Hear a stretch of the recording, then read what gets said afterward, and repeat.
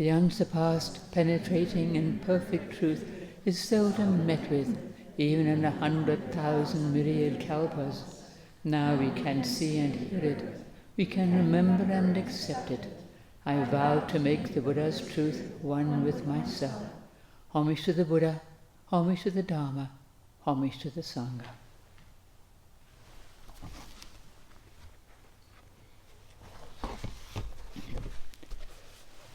So continuing with our poem, that which is engraved on the heart that trusted the eternal. When you entrust yourself to your original nature, you are in accord with the way, roaming where it leads you, free from cravings. For when you set your heart on things, you act contrary to truth. And when you let yourself sink into a stupor of indolence, it is just as bad. It is not good to wear yourself out in this way. What use is there in alternating between shunning experiences and being intimate with them? When you entrust yourself to your original nature, you're in accord with the way. This whole text doesn't mention the precepts. It's assumed that we're keeping them. Not a word about the precepts, but you just assume that the whole thing is founded on keeping to the precepts. To entrust ourselves to our original nature is to be in accord with the way. And we will naturally be keeping to the precepts. We'll be living in accord with our true nature. We don't have to keep thinking about precepts, am I keeping them all? We just to trust that trust them. We have them embedded in us, engraved on our heart, as it were. And when we are breaking a precept, we know from our own experience, when we break a precept, we're immediately out of harmony with our true nature. And we feel it at once. We feel bad. We want to be in harmony. We want to address it if we can. Entrusting ourselves to our original nature, roaming where it leads us, free from cravings, not having some agenda of our own. The heart that trusts to the eternal. And this entrustment of ourselves is what we're aspiring to. And this is why we try to stop being picky and choosy, to let go of what we want and what we don't want. As we keep training ourselves, this entrustment becomes more and more engraved upon our heart. It's what we naturally turn to. And it's a constant work in progress. Reverend Master Daisby, as we've mentioned, used to talk about getting out of the driver's seat and letting the eternal Buddha nature be in charge. We might think we're in charge of our life, that we're driving the car and going the way we want to go. But in fact, we're not in charge at all. We don't have a lot of control over our lives. We get sick, things happen that we didn't like, we didn't want. If we were in charge, this wouldn't happen. And when we realize this, and we let the eternal do the driving, Buddha nature do the driving. Hang on a minute.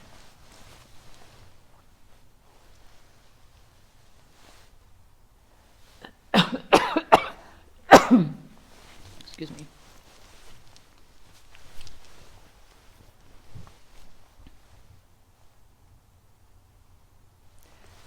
When we realize this and we let the eternal Buddha nature do the driving, we're entrusting ourselves and letting go of our own agenda. Roaming where it leads us, free from cravings. This doesn't mean just wandering about aimlessly through our life. It means doing what needs to be done, keeping to the precepts, letting go of our selfishness, letting the precepts lead us. Those of us who have taken them know that there's following where the precepts lead us. Somebody asked me, what does it mean to trust our heart and how do we do it? And though we've been talking about it all week, I found myself actually at a bit of a loss to explain it, what it means and how we do it. Some people seem to know instinctively what it means, and many of us kind of fumble around trying to understand it. So I thought I would try to clarify it a little bit. To trust the heart, it's the same thing as the heart trusting to the eternal. Well, it's not just instinct, though it does partake of instinct. We might instinctively rush out of a burning building, but then our heart says, Is there anyone left inside? I need to check and help them out. It's not just self-preservation. The instinct is this, and then the heart says, wait a minute, It's not just trying to figure things out with our mind. That can help too. We need to know the implications of a decision we need to make, to think it through, and then sit still with it and let it clarify. Common sense, it partakes of common sense as well. But of course it's not just common sense, it's more than that, it's deeper than that. Reverend Master Jiyu called it that which speaks in silence and in stillness, the still small voice. And when you read her commentary on the Kyoju Kaimon, that written by Dogen, you understand what she means. If you haven't read it, ask to see a copy of it, because that's really helpful in this whole process, to read Reverend Master Jiyu's Kyoju Kaimon with commentary. It's the best possible explanation of what it means to trust the heart, to trust the eternal. And it's about the precepts. As she describes it, that which speaks in silence and in stillness, the still small voice.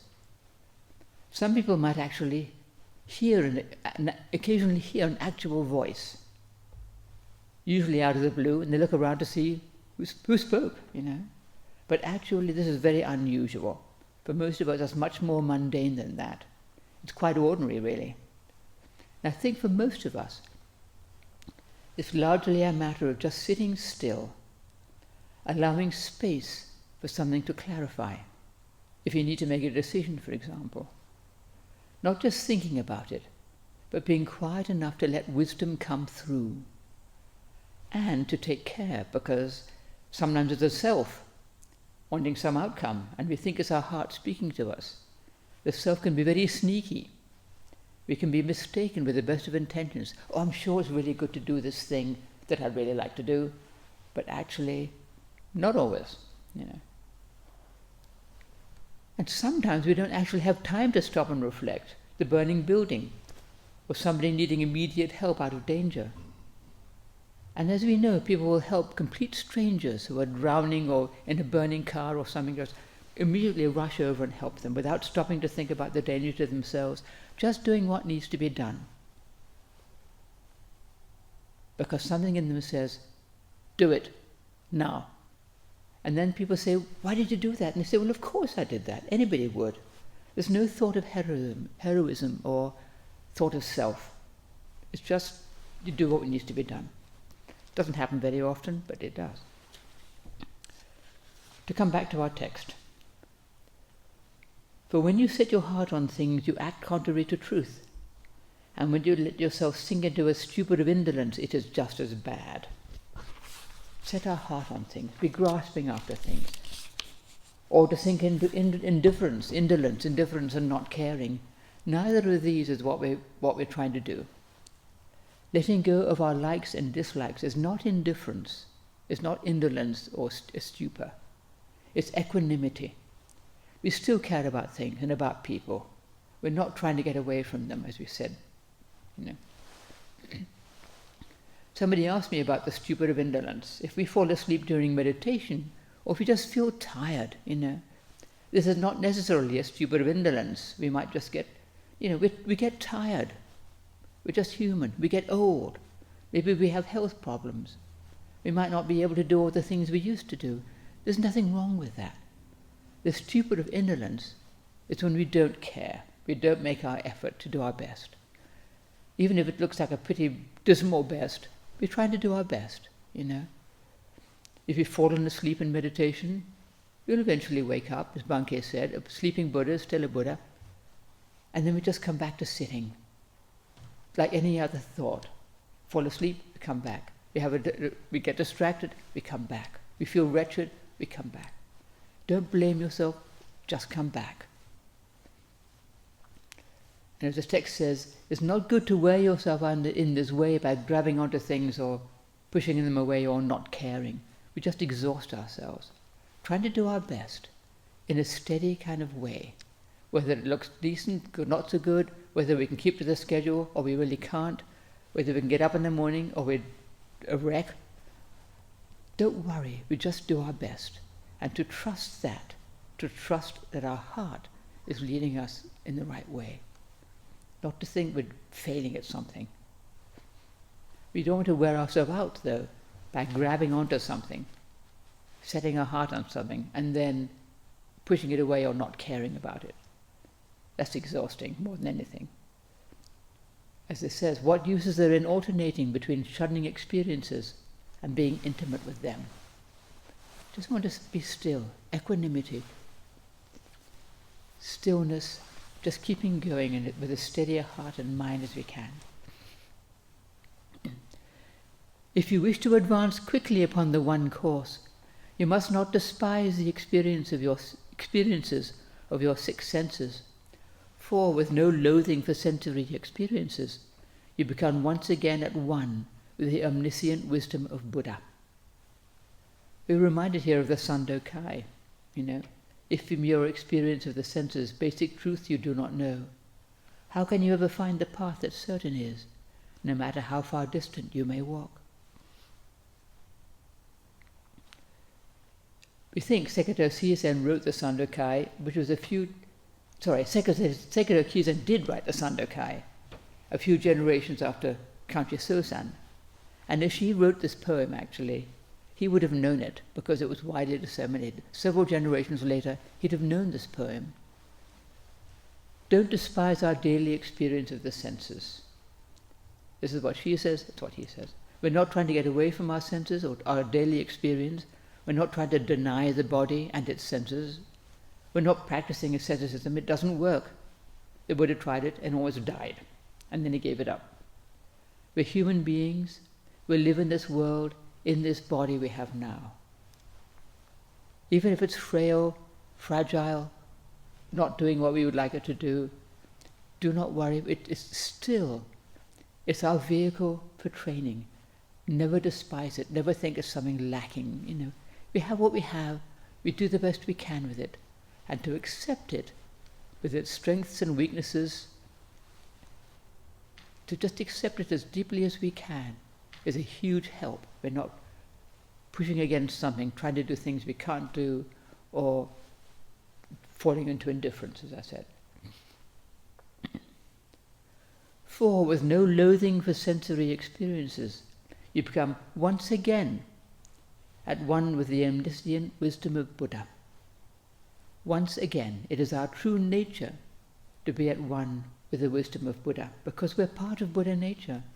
We're just trying to come back to it, to listen to it, to give it space. It's always there. It's not our wisdom, it's the wisdom of Buddha, which is a huge relief, actually, because we don't have to be in charge, knowing everything.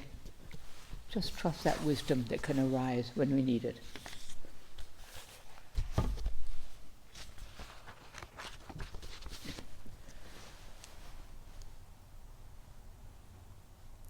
The one of wise discernment is free of the goals and purposes to which the foolish bind themselves.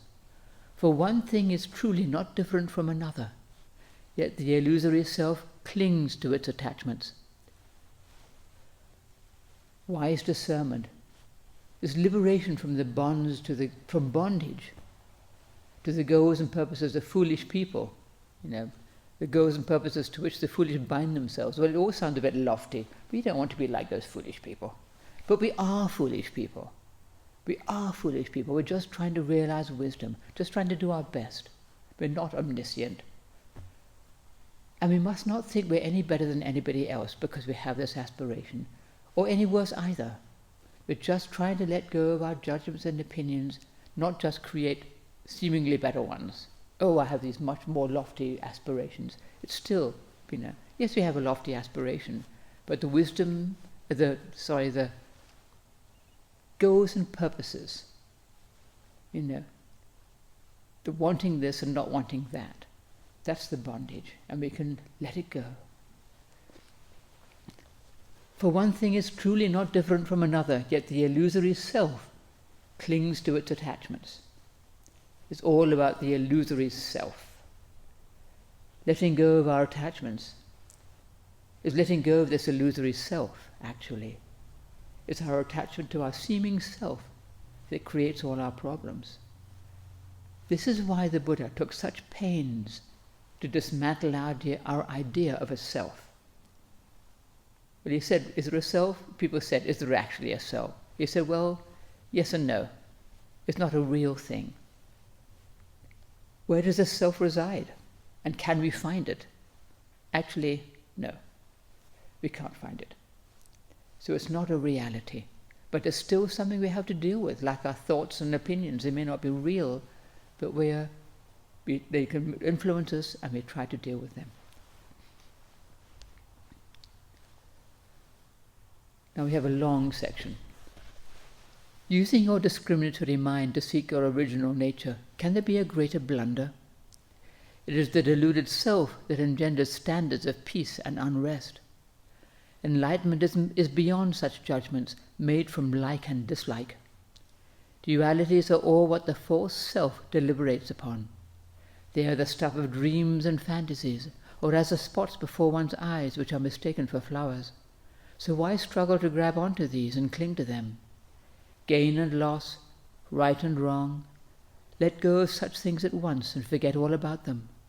For when the eye does not close in sleep, all dreams cease of themselves. Using our discriminatory mind to seek our original nature, can there be a greater blunder? Well, yes, it's a contradiction, but it's where we start. Trying to use our mind to seek the mind, we don't know better than that when we begin, But then we try to let go of this discriminatory mind. We stop trying to get something or figure it all out, and we simply entrust ourselves to our original nature. But it takes a while to get to that. First, when you start to train, we want something, or we wouldn't start. And then we think, actually it's more about not wanting something, not doing something, and yet still making our best effort. To hold both of those at once, although they seem to contradict each other, to make our best effort without trying to grasp onto something. It is the deluded self that engenders standards of peace and unrest. It's our deluded self that creates the problems. When we meditate, we might tend to judge our meditation. Sometimes it's peaceful, sometimes there's unrest. We'd like to be peaceful. And we might feel we're doing poorly when we just seem to have unrest. It seems as though everyone around us is sitting peacefully, they're not moving and fidgeting or having pain in their legs or whatever, and we're the only one who's having difficulty. We just don't know, actually. Everybody has difficulty in one way and another sometimes. So we judge ourselves and think we're training badly. Or, where we do find it easier to sit peacefully, and we think, I'm training rather well, And all of this is just the deluded self. I'm doing well, or I'm making a mess of things, I'm doing dreadfully. It's all about me, me and my stuff. Don't worry, don't judge.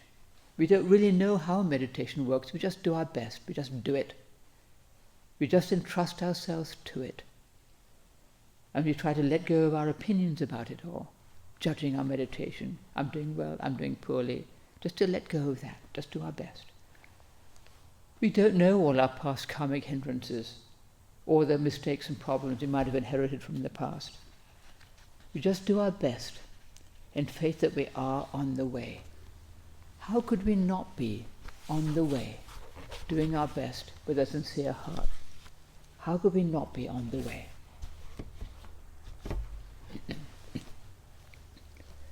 Enlightenment is beyond such judgments made from like and dislike. I like peace. I don't like unrest. I like to feel I'm training well. I don't like to feel I'm training poorly. We really have no idea. And if we don't know how we are doing, how could we possibly judge another person? We know even less about them, a whole lot less than we do about ourselves. Dualities are all what the false self deliberates upon. If we didn't get caught up in dualities, in preferences, in opinions, the self would have very little to feed on. No judgments, no comparisons, no way of feeling better than somebody else, no way of feeling worse than somebody else, or even the same as somebody else. No opinions, no likes and dislikes, nothing to long for, nothing to dread, nothing to get upset about. It can be a little scary to think about. But it doesn't make us into zombies. It helps us to live more fully, actually, because we're not dragged around by our false self and what it wants and doesn't want. We can be more in harmony with other beings, see other beings, have compassion, more open to what's going on around us when we're not constantly thinking about ourselves and our wants and unwants. But it sounds, it can sound like being a zombie. You think, well, I don't want opinions, I don't want to have this, no that. What's going to be left? Well, we could find out. And all these dualities are actually not real. They're the stuff of dreams and fantasies, or as spots before one's eyes, which are mistaken for flowers. So why struggle to grab onto these and cling to them? Why indeed? And yet we do. We're always clinging onto things. And we can change and let go. We keep on letting go. Just seeing, oh, that's just an opinion about something. It's actually not the reality. Let it go. Easy to see, easy to say, not so easy to do. Gain and loss, right and wrong, let go of such things at once and forget all about them. There's the 8 winds once again. Gain and loss, fame and disgrace, praise and blame, elation and sorrow, they always blow. And they are empty wind. They are not the reality. It's not easy to let go of wanting to gain something and dreading losing it. It's liking praise and fame and hating blame and disgrace, loving joy and dreading sorrow. It's all very human. Of course, we're human beings. But we can learn not to cling on. When the winds blow our way, we can remember that they're empty. And they don't last for long, they change all the time. Hard times will pass, good times will pass. None of it is lasting. It's all empty wind. And yet as human beings, we would rather be happy than sad. Of course we would, and there's nothing wrong with that. But just not to cling on. I have to have this, Right and wrong, gain and loss, right and wrong. Or sometimes it can seem even harder to let go of right and wrong, especially when you see great injustice and harm being done. We can get all righteous and angry and think we're justified. Can we sit still in the midst of it all and entrust it all to Buddha nature, which embraces everything? Can we do our own little bit to help and offer merit and not get pulled into duality?